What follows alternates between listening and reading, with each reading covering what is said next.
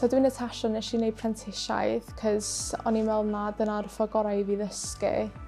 Nes i wneud level 2 yn coleg, Gwallt. O'n i hefo diddordeb yn ysgol hefyd hefo Gwallt, so o'n i'n really hapus i wneud y cwrs yna. So Matthew ydi boss fi a mae wedi bod yn fab.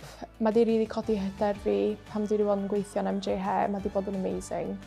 Wrth wneud prentisiaid, dwi wedi gallu wneud extension cwrs hefyd yn bod yn MJH, cos mae gen i fo gwallt ei hyn yma. A dwi wedi gallu buildio client space fi fyny hefyd, so gen i fi security na wedyn ar ôl gorffen y prentisiaid hefyd. Y peth gorau i'w ddysgu wrth bod yn y workplace a'r opportunities da chi'n cael hefyd wrth wneud. So dwi wedi bod very hands-on yn ei gwallt yn y salon a dwi wedi cael support hefyd gan Joe yn coleg. Mae wedi bod yn fab yn dod allan yn wneud assessment efo fi hefyd. So ni 100% yn ei prentisiaid. Dwi'n meddwl mae'n ffordd amazing o ddysgu i fod yn y workplace a dysgu hefyd.